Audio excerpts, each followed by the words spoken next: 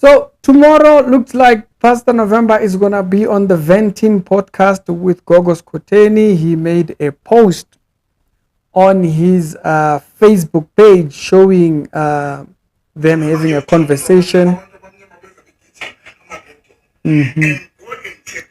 And the conversation that they were having consists of, they were talking about hangoids and all those type of things that we don't want to talk about here, we don't talk about here, and all those things.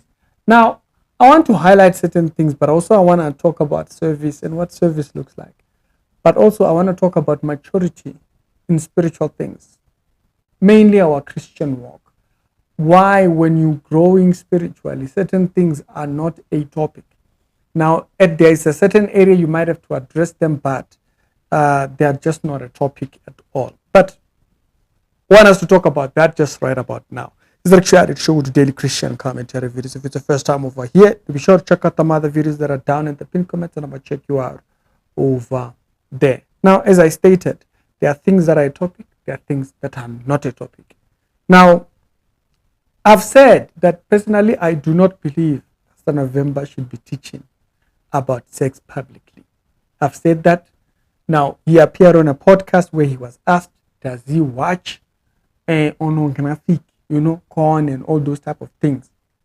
And in his reaction, it looked like he is a viewer, he is a frequenter over there. Now, I said that already disqualifies him talking about it, because you have an impure image of the subject matter. Eh? And so, at the point which they posted here on his Facebook page, it's mainly that's what they were talking about. Now, there's another thing that I also want to emphasize here. I've said before, ministry work will become burdensome if a person is not growing spiritually. Why? Because you see, the world has a lot to offer. You will feel like you are missing out, because the Bible tells us to hold ourselves, to restrain ourselves from certain things. But if a person goes into ministry and is not growing spiritual, they will not know how to restrain themselves. They will just be wayward, because you feel like you are missing out. Life is a way, particularly carnal life, there's a way of making us feel like we are missing something. Ministry wants a person who's completely dead to self, to a point where you don't feel like you are missing, because we know our presence with God provides us with everything. So I can miss this one. Whatever happens outside can happen. I don't have to be a part of it. I don't have to feel like I have to go to a party. I don't feel like I'm missing when I'm not going to these things, because I am maturing spiritually. But, and by the way, not faking it. Ne? We must really grow to a place where we really are there. Ne? So let's be very clear. But at the same time, there is aspects of our life that are service. That's why the Bible asks, does one who is building not count the cost? Meaning, there is an aspect which we call discipleship, where a person must restrain. So you must restrain from being in certain places and whatnot. And I'm not talking about whether he should have been there. No, definitely I do believe having conversation with people that are unbelievers or people that are deceived by doctrine. But then, you see, when you go into a place like Gogo Skhotheni's thingy, and then you are there, you are talking about whatever. I'm talking about the gospel, you're talking about whatever. It becomes a very much lost cause, because unfortunately, the thing you are supposed to be about, or you claim to be about, you don't become about that. You become about the thing that you should not feel like you are missing out on. Let's be very clear. Yeah? So, if you read 2 Corinthians chapter number 12, this is what it says around verse 19 and so.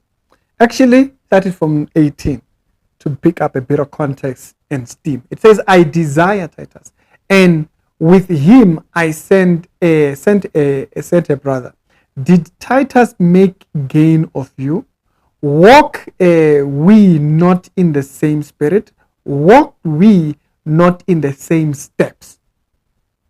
Notice Paul's question is the maturity in the journey not the one you see?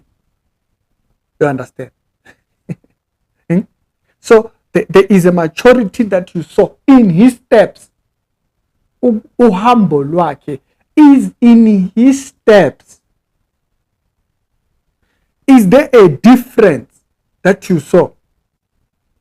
Did we not walk in the same spirit? It's not this strange spirit that we hear of people having these desires to just talk about things that do not drive unto godliness. There is a certain tone. Now, I did mention when we went to McGean podcast, even the people there, they said, there's nothing we are going to hear from this man. Why? Because the message is the same that they hear in the world. There is nothing unique. The thing that sets us apart from the world is the message. Yeah, it feels like, we're always saying Jesus. Exactly. We are supposed to always be saying Jesus. That's the only message we have. Don't try to specialize it, make it, don't try to spice it. No. Keep it exactly as it is. That is the only thing that makes us special in this world. Nothing else. The gospel. It's not our name. It's not because, us, we do things, us, we make it rain. It's none about that. The message we are given, the Bible says we are ambassadors for Christ. You see, an ambassador doesn't represent himself. An ambassador represents where he comes from. He says, Paul asks the question, verse 18, 2 Corinthians chapter number 12. Did we not walk in the same? Did he make gain of you? So he doesn't do things that benefit him.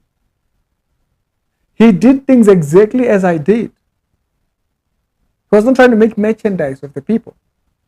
Did he not walk in the same steps? Okay? Then he goes on in verse 19, he says, think ye we excuse ourselves unto you. We speak before God in Christ. Meaning this is the thing that we constantly as a believer, my speech is unto Christ. It's unto God. But we do all things, dearly beloved, for your edification. So what does his message over there talking about all the time? What does it edify? It's spirit, it's physical relationships. There is a place and time. But this is his only soul message. That's the only thing he's known for. He disgraces himself.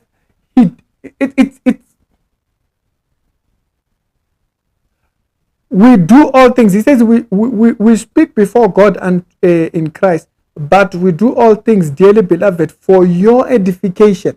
Me as a believer, I am not edified by his sex talks. Those are carnal things. When I get married, sort myself out, we have it in order. Huh? The subject matter is not irrelevant.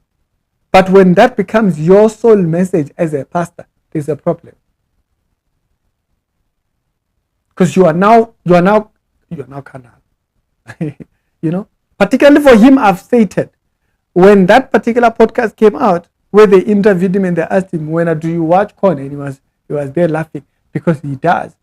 You see, it creates a problem. It means that you have an impure image. So you shouldn't be teaching. Just so that we are clear. But then he says, when you go to verse 21, as a matter of fact, he says, lest when I come, my God will humble me amongst you, and that I shall bewail many which have sinned already and have not repented from uncleanness. He says, let's have it such that we don't have to get into this. Let's not have it that when I get there, we have to address people that are unrepentant in ungodly practices. People that continue on in ungodly practices that they are not repentant about. That's what Paul says. Why? Because we live our life in Christ. Our life is a testimony of what Christ has done. That's what we should. But if you feel like you are missing, as I stated, and the person is not maturing spiritually, they feel like they are missing. They have to touch all these things, go into all these things. Even the world is tired of it. When you went to McGean podcast, the people there showed it very visibly. Do not entangle yourself in subject matters that have nothing to do with godliness. He says evil thinking corrupts good manners. If a person leaves the upright, they entangle themselves with worldly affairs. Recently, there was a video that he was saying publicly. It's not, I'm repeating what he said. He said that for him, he's not going to stop doing things even outside. He says even if he found a girlfriend that he's interested in marrying, he's still going to be doing outside of marriage so that he can know, test the waters. He's going to be part of the test the waters ministry. So you see, because he has the defiled idea of what the message is, it creates this type of things. Or you feel like you are missing, not entertaining all these things. I'll read that particular part of the verse again. He says, think ye that we excuse ourselves. We speak before God in Christ, but we do all things, dearly beloved, for your edification. We are aware that our speech is before God. How does it edify? That subject matter has its place. Now, when that subject matter becomes your only topic concerning, because it tells me that you have missed the message, or you don't know what the message is. But to each and every single man, his own. We'll hear tomorrow what the topic was over there, what they were talking about, and all that. But let's be very clear. Spiritual maturity is very important. Otherwise, you will entangle yourself into all kinds of carnal things. You'll be all over the place, but nowhere. Izenzo zako will not speak miles in the gospel. Because you would be very famous for everything except the gospel. You'll be very famous for talking about everything. Why? Because you feel like you are missing. Do you feel like you are missing? You feel like you are missing because spiritually you are not maturing, or you are not even there. That's why he says, as we did the previous episode, when we were talking about the spiritual son of Bushire, who's now using oil that say, do as I say. We mentioned this thing. Why make an association with? But it's the actually show with daily Christian commentary videos. As a believer, my word, my speech, my actions, my daily living is before God, as the verse says. Because that way it is edifying to the next person. It says, I'm not making a justification for myself here. You guys would recognize that the steps in which Titus walks in, the steps that I walk in. The same spirit that you see over there is the same spirit that you see over here. So there is a problem when you are funny, because it means when you've strayed. The problem comes when you want to be so special. It's listen, the assignment is simple. The gospel. It's Ricky. Tomorrow we'll hear what it is like, but keep all things in line with the gospel. It's Ricky. We're done.